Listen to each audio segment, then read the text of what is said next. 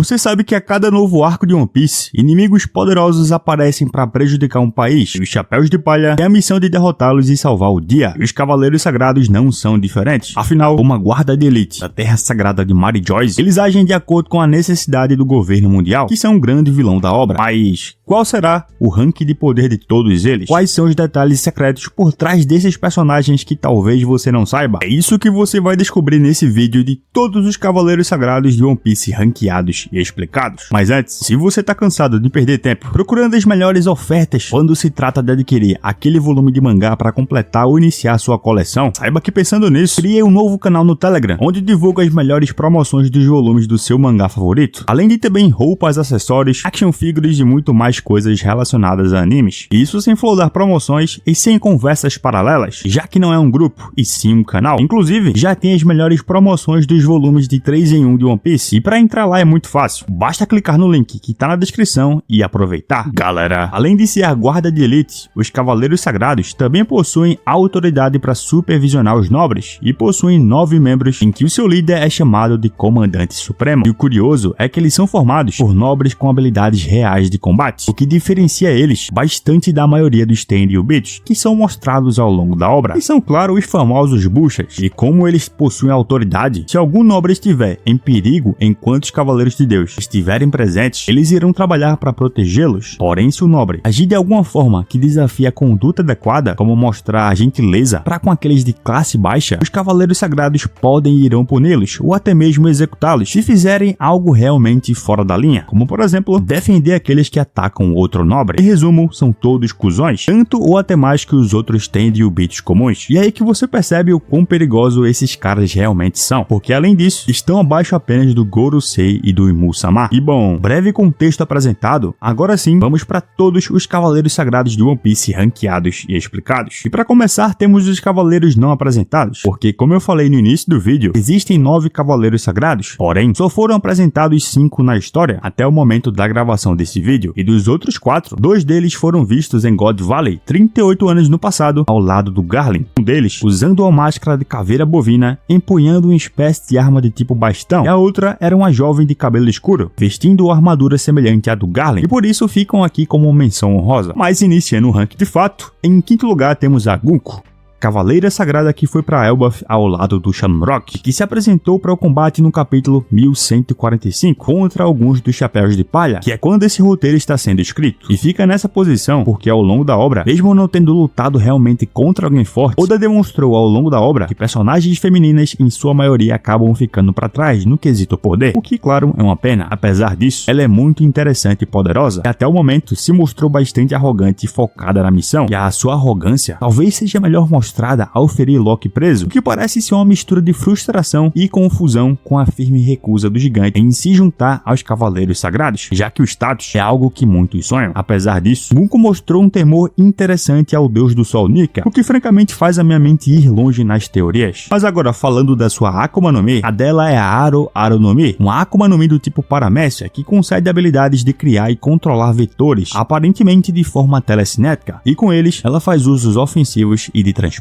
Gunko mostrou ser capaz de perfurar pessoas com eles, amarrar os membros de um oponente ou mesmo sufocá-lo pelo pescoço. Além disso, esses vetores também podem ser entrelaçados na forma de construtos para criar diversas formas, como manoplas e botas gigantes em torno dos seus membros, que dão um aumento significativo ao seu poder de ataque. Gunko também pode andar sobre os vetores que ela cria como um caminho no ar, ou mesmo criar um construto semelhante a um pássaro para voar. E quando se trata da primeira opção, apesar do caminho criado aumentar muito a velocidade do seu ataque, o inimigo pode ver exatamente o que ela fará. E outro ponto é que Gunko parece possuir um haki poderoso. Sua chegada a Elbaf junto com Shamrock foi acompanhada por uma enorme explosão de haki e foi sentida por Scopper Gaban e descrito como sendo fora do normal. Embora, claro, muito provavelmente tenha sido mais pela parte do Shamrock. Em quarto lugar, Shapehead Somers, um membro da família Somers e um nobre que, ao contrário da maioria dos nobres, parece estar mais informado sobre os acontecimentos do mundo inferior e é mais calmo ao lidar com a crise crise de escassez de alimentos que assola a terra sagrada de Maria Joyce. Somers tem uma personalidade distorcida e sádica, e pouco se importa com os sentimentos daqueles que estão abaixo dele. Ele tem uma crença abstrata no conceito de amor, afirmando que amar é ferir um ao outro, algo que me faz teorizar que ele será o adversário do Sanji nesse arco de Elbaf, uma luta de dois personagens que tem o tema de amor, mas fato é que o Cavaleiro Sagrado usa esse ponto de vista para alimentar seu interesse pela dor e agonia, pensando que a tragédia de, por exemplo, um pai morrer por seu filho é uma perspectiva emocionante e bonita. A sua Akuma no Mi é um Akuma no Mi do tipo Paramécia. Ele concede a habilidade de criar e controlar vinhas espinhosas. Uma vez que as vinhas são criadas, ele pode envolvê-las em torno de si mesmo ou amarrá-las em torno de qualquer alvo da sua escolha. E isso até mesmo para vários indivíduos ao mesmo tempo, como por exemplo as crianças de Elbaf. A partir disso, se alguém tentar fazer contato físico com uma pessoa envolta pelas vinhas, será ferido pelos espinhos, e quanto mais amor alguém sentir pela pessoa envolta das vinhas, mais dolorosos serão os espinhos para essa pessoa, ao ponto de que amores profundos são suficientes para levar alguém à morte. E como se ele já não fosse complicado o suficiente de lidar, os espinhos podem ser invisíveis, tornando mais fácil para alguém cair na armadilha, e mais difícil também para eles descobrirem a natureza da habilidade. Em terceiro lugar, Himoshifu Killian, um membro da família Himoshifu, um nobre que só foi visto em sua forma híbrida de Zoan, o que parece indicar sua força, já que ele se mantém nessa forma por muito tempo. Um homem muito descuidado, desagitado, que tem problemas com a pontualidade, tende a adormecer em momentos inoportunos e até mesmo fala durante o sono. Assim como os outros cavaleiros sagrados, tem pouco cuidado com a vida daqueles abaixo do seu status, o que inclui crianças, já que ele e os outros cavaleiros sequestraram alunos da escola para levar caos a Elbaf. A sua Akuma no Mi é a Ryo Ryo no Mi, modelo Kirin, uma Zoan mítica que lhe concede a habilidade de se transformar em um Killin, cujo qual parece estar em seu modo desperto, que reforça ainda mais a sua força. E com esse fruto, além do aumento do atributo físico, Killian ganha duas habilidades especiais. A primeira é fazer os outros adormecerem, e a segunda é materializar seus sonhos em realidade. Para conseguir fazer a primeira, ele emite feixes de anéis que colocam qualquer um que ele atinja para dormir, mesmo a longa distância, já que ele conseguiu fazer vários alunos da escola desmaiarem enquanto estavam longe, o suficiente para que a sua presença passasse despercebida. E embora o Killian possa despertar força àqueles que ele faz adormecer à vontade, parece difícil para qualquer outra pessoa acordá-los. Assim, com os alvos adormecidos, ele pode dar forma física a tudo que sonham, e no caso aqui, ele manifestou aquilo que as crianças tinham medo. Além disso, Killian observou que ele pode fazer isso várias vezes e manter vários sonhos manifestados simultaneamente. E os sonhos manifestados podem variar de objetos mundanos, como móveis ou alimentos, a entidades vivas, incluindo monstros de pesadelos que representam os maiores medos do sonhador. Esses monstros podem ser direcionados para causar estragos e atacar inimigos, já que também são gigantes e maiores até mesmo que os gigantes reais. Outro ponto é que as entidades criadas possuirão qualquer propriedade que tenham na imaginação do sonho. Por exemplo, os medos encarnados dos alunos da escola moça se assemelhavam a ilustrações feitas anteriormente pelas crianças para visualizar seus medos, e a comida conjurada também tinha um sabor baseado em como o sonhador se lembrava dela. E um bom exemplo disso é que quando Killian observou que o sal estava faltando em um jantar de sonho, ele fez o Somers pensar em sal antes de colocá-lo para dormir e extrair sal do seu sonho, sugerindo que a manifestação de sonhos específicos é facilitada pelo usuário plantando a imagem correspondente na mente de um alvo. E seguindo as palavras do Killian, pode haver o limite de tempo para quanto tempo os alvos podem ser mantidos adormecidos. Porém, apesar das criaturas invocadas serem bastante perigosas, permanecem suscetíveis a danos e podem ser derrotadas por meio de ataques físicos normais. Entre todas as criaturas criadas, as mais marcantes foram as seguintes. A primeira é a Jomungard, que é baseada na serpente do Apocalipse, das lendas de Elbaf. Essa criatura assume a forma de uma cobra gigante maior que gigantes, tem uma boca cheia de presas afiadas, porém foi derrotada facilmente por Kiba e Sal. A segunda aqui foi o Nika, uma figura baseada no lendário Deus Sol, e também faz parte da tradição de Elbaf, aparecendo assim como um gigante de pele escura, risonho, com presas de cabelo flamejante e uma barba combinando de cor clara, vestindo ainda uma saia de viking e empunhando uma espada igualmente gigante e um escudo redondo. O terceiro aqui é o Loki, um guerreiro gigante baseado no príncipe amaldiçoado de Elbaf, com presas, barba, capacete com chifres e uma espada e um martelo gigante como armas. O quarto é o Fenrir, um monstro lobo gigantesco de coloração completamente escura, com uma boca de presas afiadas e uma língua grande. O quinto aqui são os fantasmas, duas aparições gigantes voadoras com os braços levantados, uma semelhante a um fantasma semelhante ao lençol e outra sendo a entidade mais escura em forma de sanguessuga, usando uma cartola com chifres, com uma chama queimando nas costas. Outra ainda foi o Draug, um esqueleto morto-vivo muito maior do que os gigantes normais, com as costas em chamas, usando uma capa e capacete com chifres e sendo equipado com uma espada e escudo, e é forte o suficiente para golpear um navio gigante, isso com uma única mão. A penúltima aqui é uma tempestade, que era basicamente uma nuvem de tempestade gigante. Era viva com um rosto de aparência maligna e raios saíam dela. Por fim, tem o Nidhogg, o gigantesco dragão ocidental com uma parte superior de cor escura e uma parte inferior de cor clara, possuindo chifres grandes, uma boca com grandes presas e sua enorme língua pendurada. Realmente impressionante. Mas eu tô muito impressionado mesmo. É como você chegou até aqui e ainda não deu like. Então já deixa o like aí, pô, porque ajuda muito o meu trabalho. Você não tem ideia do quanto. E claro, considera se inscrever no canal para acompanhar mais vídeos de One Piece. Porque agora, indo para o segundo lugar, temos o Figarland Shamrock,